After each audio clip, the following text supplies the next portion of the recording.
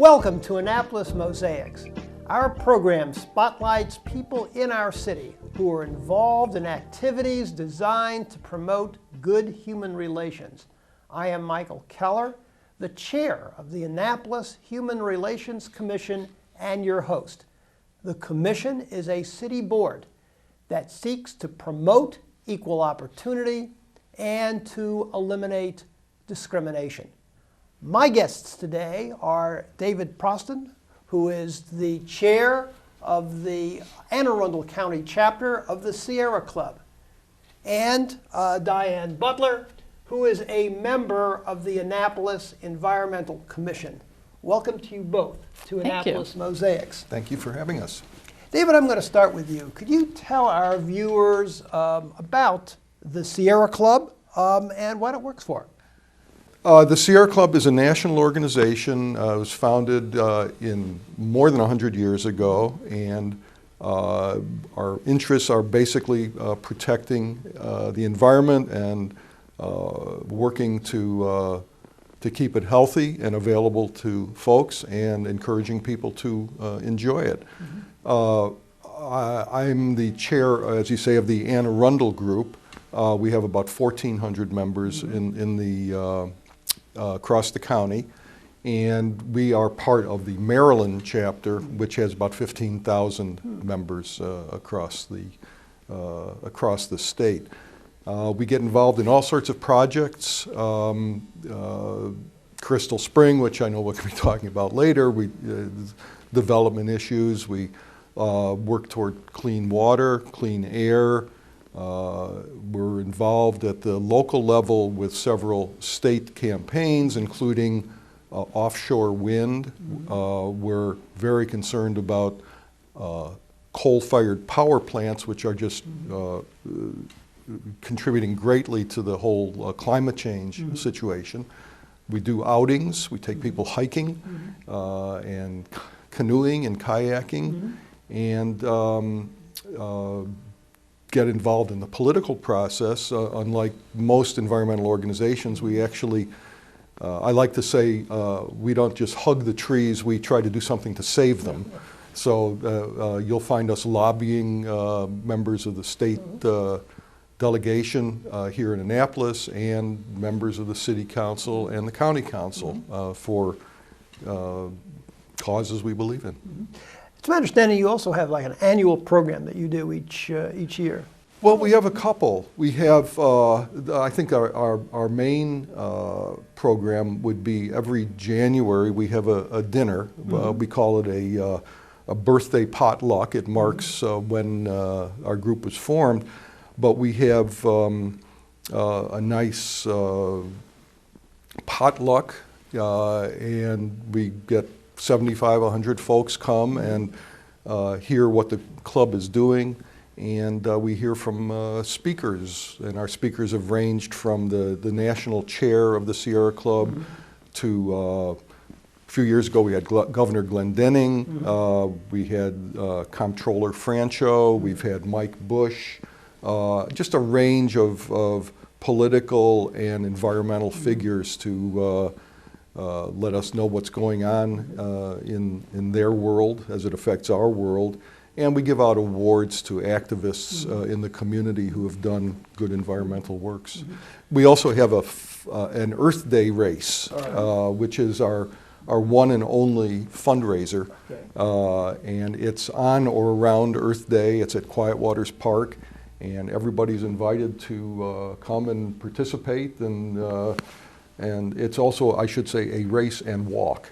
And, for those of us who are, perhaps not in the speed category, and you can even bring your dog. And there's prizes for the first finishing dog. So there's a lot of kibble out there to be had. You also award a prize at the Anne Arundel County Science Fair? We do. We have a special fund where we participate as judges. Some of our folks do participate as judges for the annual science fair, and we're very proud that we've recognized the Andraka boys, one of whom was sitting in the presidential box, who is at the tender age of, I think, 16, came up with a test that helps establish some kind of cancers. And so yes, we give prizes to students who are involved in environmental works in a broad range of ways. Mm-hmm. And you also mentioned that you have a number of outings over the years, over the year too. Could you go into a little bit more detail about that? Because I think our viewers would be interested in learning about that. We have outings leaders. Jan Hoffmaster actually is our the chair of our outings committee, and we'll have hikes through local woods. We'll sometimes go out of the county and do other areas. We have canoe and kayak trips, and we've been on local creeks and rivers, everything from the South River and the Severn to we've gone to the Potomac and the Patuxent. We're involved in something called the Patuxent Sojourn, which is an annual event to basically get people in touch with the river and see its value and encourage them to work for its preservation. Well, let's delve now into some of these issues that the Sierra Club has been involved in.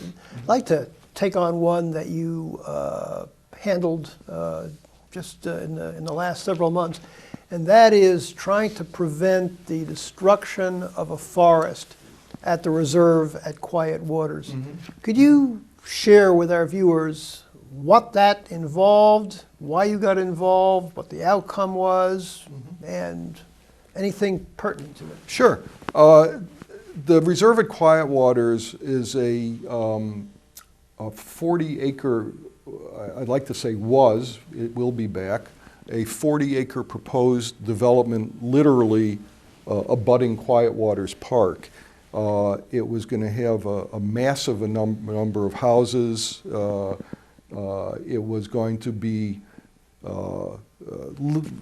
virtually destroying one of the two remaining wooded areas in the city. We faulted it, found fault in many ways. We had to try and convince political leaders that it wasn't a good thing. We ultimately, we being the broader community, the Sierra Club is just one of many groups involved in this, especially in these development fights. Groups from the Savior Annapolis Neck group to just a Severn River Association, Annapolis Neck Peninsula Federation. These and other groups got together to basically to tell the community what was going on here and to try and save these woods. And ultimately, while the developer, we're sure, is going to come back with another plan, we convinced the Board of Appeals to reject it on several grounds. So it's been stopped for a while, but it will be back, I'm sure. Yeah. The Sierra Club also works pretty extensively in terms of the protection of open space in the Annapolis area. Could you give us some sense of what that involves, some perhaps other issues you've been involved in with respect to this? Why is it important to protect open space? Well, in Annapolis especially, I mean, people come to Annapolis, they come to Anne Arundel County because of its its surroundings. It's a gorgeous place to live, and I feel incredibly blessed to have come here 20 years ago and seen it when it was less developed. I mean, there are people who talk of Forest Drive today and describe it as, oh, I remember it used to be a forest. You would drive down Forest Drive, and there literally was no, I was told yesterday, there literally wasn't even a stop sign or a blinking light from what is now Eris Allen to the very end of the road. So it's important to conserve what we have. It's what makes the area attractive, and it makes for a quality of life that is just hard to emulate. So we fight to retain open areas. We fight to retain forests. We fight to prevent streams from being just totally destroyed by all the sediment that comes from development projects. It's just an ongoing issue. Obviously, you don't do all of these things by yourself. Obviously. Could you share with us what other groups and organizations within the community have allied with you in terms of working for things like increasing the protection of open space, and have been involved with some of your other endeavors like preventing the destruction of the forest at the reserve at Quiet Waters? Who else deserves credit for this? Oh, well, I mentioned some of them: Annapolis Neck Peninsula Federation, Savior Annapolis Neck, the Anne Arundel Green Party. South River Federation was very involved with the Reserve of Quiet Waters. That's right. At the Reserve of Quiet Waters, they were very helpful. The Anne Arundel Bird Club. In fact, Mayor Cohen's own environmental transition team signed on to a petition that all of these groups put together asking for his stronger intervention in the reserve at Quiet Waters and in Crystal Spring. St. John's College has also been active in helping the Sierra Club, my understanding. That's been a wonderful addition to your... How have they done it? Well, they have an environmental club on their campus, and they've been instrumental in joining with the Sierra Club. I think they were involved with your tree petition sign waving. Very much so, yes. And they've got a lot of smart, I don't want to call them kids, young adults who have great ideas, and they've been just fabulous at contributing, brainstorming with the Sierra Club. Absolutely. So a lot of times they're going back to school in 4 years, so you don't have them around to be permanent members, but boy, unfortunately. Right. But they do a great job. Yeah. We're going to take a break now, but when we return, we'll be talking with David and Diane about the proposed development at Crystal Springs, which has attracted a lot of attention in the news in Annapolis recently.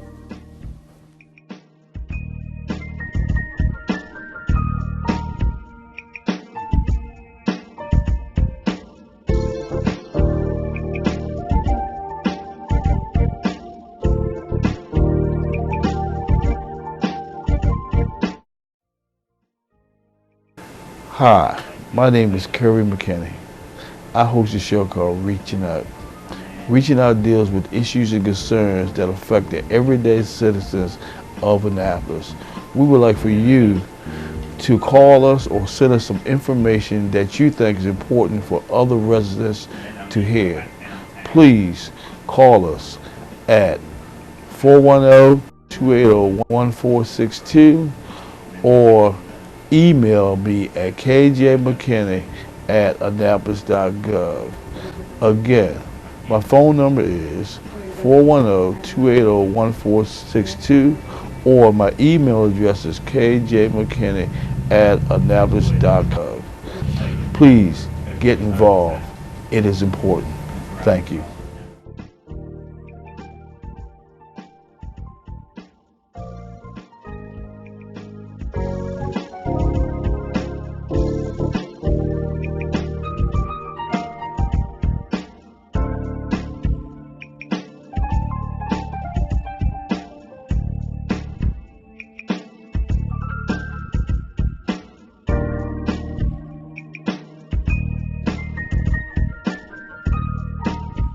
We're talking today with David Proston, who is the chair of the Sierra Club of Anne Arundel County, and Diane Butler, who is a member of the Annapolis Environmental Commission. David and Diane, one of the issues that has gotten a lot of attention in Annapolis is the proposed development of a 110-acre aspect of at Crystal Springs. Could you tell our readers a little bit about what this proposed development is, and what the concern that you have about it. Sure. Something that would really help, I think, is if the folks could get a visual idea of what we're talking about. This is a map of the, a Google map showing this land as it exists today. It's essentially at the intersection of Forest Drive and Spa Road. It abuts what's known as Maskew Farm, which is, some folks have seen it, there's an equestrian center there. So it's 110 acres, as Mike said, and it's heavily wooded, and there's essentially no development on it. This is what it stands today. In 2005 or 6, the owner of the property came to the city council and said, the land is currently in the county, we'd like it annexed into the city. She proposed a development that looks like this, and it's a little hard to make out, but basically it was a commercial area with some senior housing, but comprised largely of 3 to 5 acre, what were described as farmettes. And this was going to cover 110 acres. And the city council, seeing this, essentially said, sure, let's annex it. So that's where, this is what the city was anticipating at the time of the annexation. This never happened. And several years later, today, we have a plan that looks like this. This is Forest Drive here. Spa Road is over here. This is the horse farm I spoke to, and the middle school is over here. So what this is comprised of, instead of farmettes and a commercial center on Forest Drive, well, what we have here, and forgive me, I have to look at my notes because it's so comprehensive. What we have is, it's being promoted by the developer as a continuing care facility.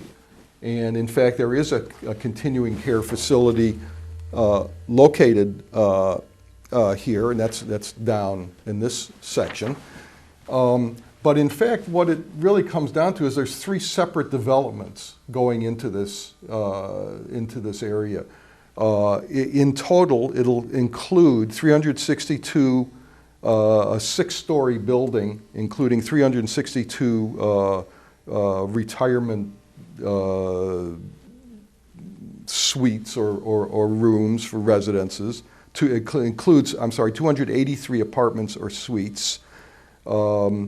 There's going to be 3 apartment buildings of 20 acres, of 20 apartments each, 33 single-family duplex houses, a health center with 36 suites, and another large structure for dining and recreation. And this is all for the 62 or older age-restricted group. And I should say, nobody, to my knowledge, who's concerned about this development is suggesting that there's a problem with providing housing for continuing care seniors. But then along the portion of Forest Drive,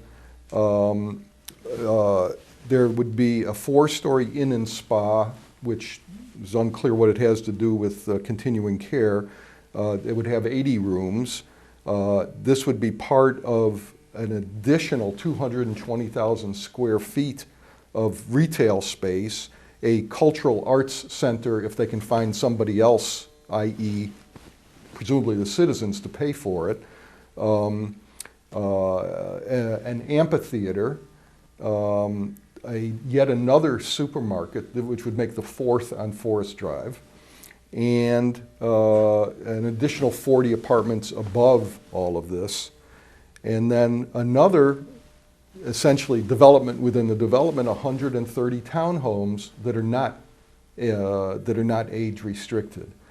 So what we have in cumulatively is 3 developments, on one big piece of land where they're going to tear down acres of trees. The development itself, the 110 acres, is 3 times the size of Parole Town Center. The footprint is 3 times the size. The amount of trees they're going to take down is, in fact, the size of Parole Town Center. So it's going to be a major environmental problem. There are wetlands in there that will be destroyed. This big building will sit right atop them. The trees are going to come down.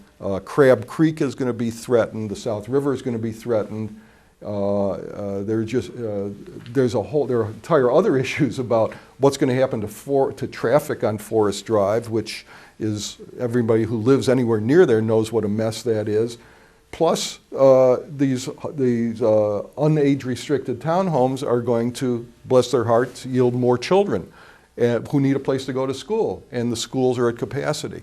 So it's just a web of problems that the Sierra Club and all these other groups are concerned about, and which the Annapolis Environmental Commission has just been wonderful in digging out some of the details of this stuff. Without them, we wouldn't have anywhere near the kind of data we have and anywhere near the sense of the environmental threats posed by this. Diane, the Annapolis Environmental Commission is a city board, is that correct? That is correct. So I just wanted to clarify that for our viewers in case people wondered what the commission was. Oh, sure. No, that's a good question. We are appointed by the mayor and sworn in by city council, and it's a wonderful group of volunteers. I've enjoyed it immensely. I've learned a lot. We have people that are science-oriented. Mm-hmm. We have people that are communications experts, and then we have, I'm a lawyer by background. So it's a really good group of people working together hard on issues that are fundamental to the environmental issues that impact our city. And before I say anything, even though I am an environmental commissioner, I really am representing Diane Butler here today as a resident of the city. Okay. Just so I can say that. All right. What would you like to see Diane, David, public officials do about this proposed development? Well, speaking, if I may, for the environmental community, that sounds awfully grand. Let's say that we've met with a lot of folks concerned about environmental issues, and there's no set plan saying you must do this. The Sierra Club doesn't endorse developments even of a birdhouse. I mean, if some guy, came to us and said, I'd like you to endorse the birdhouse I've got on 50 acres, say, well, that's not what we do. What we do is do what we can to point out problems that need be addressed. And the problems we've seen here are just too massive a project on too delicate a land. A solution that many have spoken of, which seems to make sense, would be just move this development, either all the components of it or those components that make sense, which would include some continuing care assistance. Diane's holding up a sketch there that shows a suggestion. Move stuff closer to Forest Drive. Frankly, do we need another 140 townhouses with garages, dumping more traffic into Forest Drive? But move the continuing care stuff, and if they want more commercial, keep that on Forest Drive, and basically protect the bottom 2/3 of this land, which is in fact what the comprehensive plan calls for. It says you can have, essentially the comprehensive plan says you can have the construction, you can have commercial along Forest Drive, and you can have some clustered housing lower down on the property, but few people I've met consider a 6-story building with a 3-story underground parking garage as clustered housing. So we're essentially saying just either don't build it at all, which is the ideal, and there are folks who hold that view, and I certainly don't not endorse the view that this should be just left open space. it is a private property. These folks do have the legal right to develop it, but they have the right to develop it within certain parameters, and we think those parameters are being blown out. Yeah, and I would like to chime in that this is, in fact, a copy of the city's comprehensive plan, which you can find on the website. And it does, in fact, talk about the high-density building being at the northern section, northern part of the property, which is closest to Forest Drive. And that makes a lot of sense. And then, as David said, there's clustered residential, preserving the forested character for the lower two-thirds. And I think, as David mentioned earlier, when this parcel was annexed into the property, or into the city, the property owner said that this would be clustered residential, and that's what the little farmettes showed. And so I think that's what the city anticipated.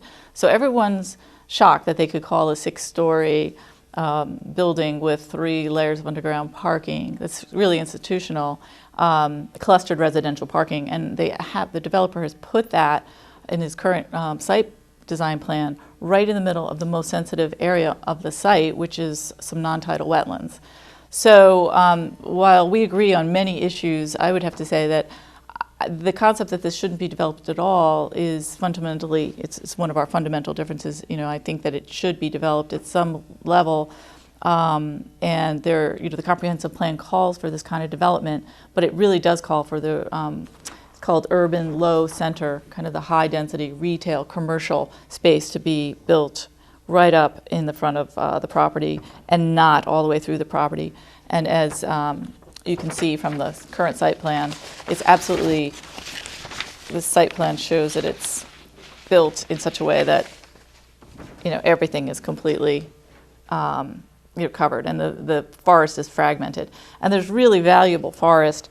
Do we have a better picture of this? There have been so many plans and so many sketches. It's the forest is home to, the Bird Club says that they've seen over the years 220 species of bird in there.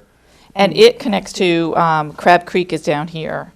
And so there's contiguous forest that goes, well, right now, without the buildings on it, completely it surrounds Crab Creek, and that's important for wildlife corridors and for, as David said, the birds, but also because of the benefits to the city. And there's a science that's developed called ecosystem services that talks about what value a forest has for a city. And as you know, there's forest benefits to water quality in that it slows down and filters the water as it goes into Crab Creek. It obviously helps with air quality and carbon sequestration. So all of these things, if you look at and value in total for the city of Annapolis, if you look at the ecosystem services numbers, and we were able to obtain some numbers from some of the amazing experts in this area that live in Annapolis and that work in Annapolis, folks like the Alliance for the Chesapeake Bay, the Pinchot Institute, the Chesapeake Bay Foundation, they've taken the time to look at what this forest is value, how much value this brings economically to the city. And it's well over $5 million in carbon sequestration, water quality, air quality. That doesn't even include quality of life, but the habitat and biodiversity. So there's $5 million that's not even being incorporated into any analysis that has been done by the developers to date. And you know, the AEC and well, me personally feel that that should be considered in what we decide as a city to do with this property. But certainly sticking with the comprehensive plan and building as the comprehensive plan suggests, which is putting the high density retail, commercial, and continuing care facility in the northern part of the property, would solve a lot of the problems, because it would allow for growth and it would allow for the contiguous forest that surrounds Crab Creek to remain intact. David, if our viewers are interested in learning more about the Anne Arundel County chapter of the Sierra Club and some of the programs that you offer and the issues in which you're involved, how can they get in contact with you? Well, we have a website. Okay, what is it? And the simple one is sierraclub.org. And if you go, that's the national website, and there's a place right on the opening page where it says Go Local, and you click on Maryland, and then Maryland shows the groups, and you click on the Anne Arundel Group. And if you're interested in learning more about this, there is a Facebook page called Smart Growth Annapolis. And on the Sierra Club website, in fact, there is a petition to the mayor and other elected officials, which in fact has already been signed by 2,500 people who have sent our political leaders, much to some of their dismay, 2,500 emails saying, please reconsider what's happening at Crystal Spring and get it under control. Thank you for viewing our program today, and please join us again on Annapolis Mosaics.